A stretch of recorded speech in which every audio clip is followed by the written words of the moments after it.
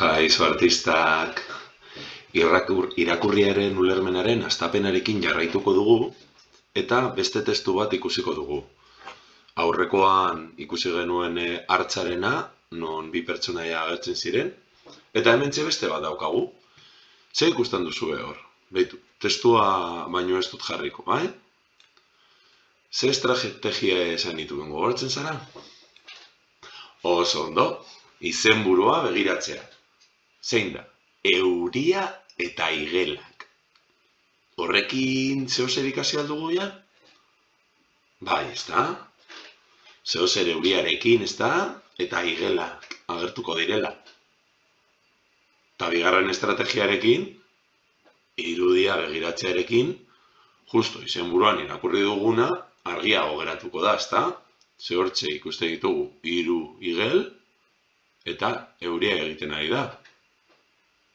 Bea, ba? Eta hirugarrena, zenbat paragrafo daude ikusten? 1, 2, eta 3. Agian oraindik paragrafo hitza raro egiten zaizue, baina paragrafo gogoratu zer den. Esaldi talde batzuk non agertutakoa erlazionatuta dagoen. Agian hemen hasiera bat kontatuko digu, gero ja zer gertatzen den edo, eta nola bukatzen duen. Eta gero zer, lehenengo esaldian zehose esanguratxo ikusten duzue, ja joango naiz, bai? Segidan, testuari. Testua ondituko dut. Zehozer interesgarri ikusten duzue hor? Badirudi hori, euririk ez hasieran, antzina, eta gero amaieran zehozer euriarekin. Bueno, irakurriko dugu eta gian horrela, hobeto ulertuko dugu, baina ja, lehenengo estrategia horiekin, hobeto ulertzen da.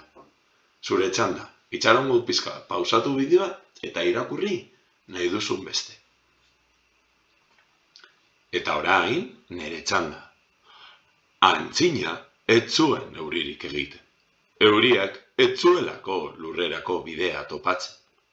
Euria galdu egiten zen beti. Igelek plan bat egin zuten. Denak batera, euriaren bila joan ziren.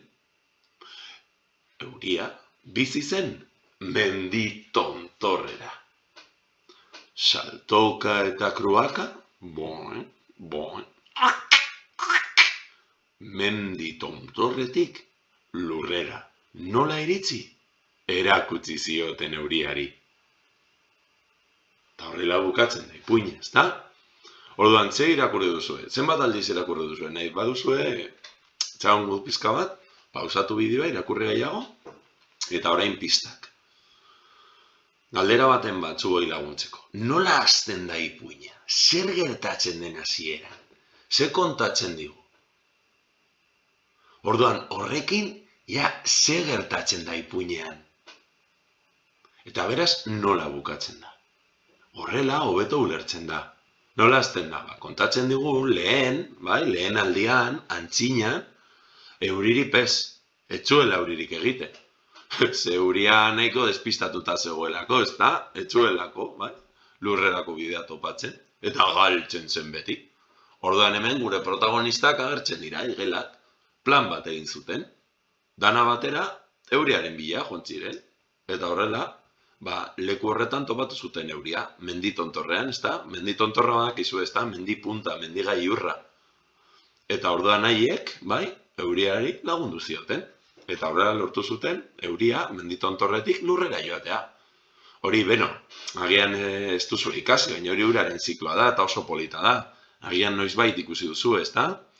Ura, lurrintzen dela, odei bihurtzen dela ura, odeiak mugitzen dira, eta mendira joan da, eta beste leku batzuetan euria egiten du, eta hor euria, ura, ibaietara doa, eta, uraren zikloa beste, batean azalduta, ez da? Ze interesgarri. Orduan, gero liburuan galdera batzuk proposatzen digute. Ni bakarri zentratuko naiz lehenengoan, begiratu. Egia eta gezurra.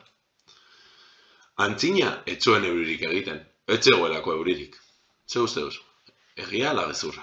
Igelei plan bat buruatu zitzaien euria ekartzeko.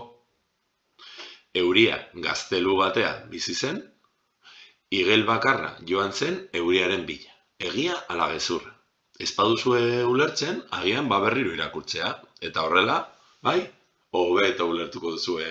Beno, jarraitu topera irakurketarekin, ze pilo bat historio interesgarri. Ezagutzen duzu euria eta igel. Beste bat arte.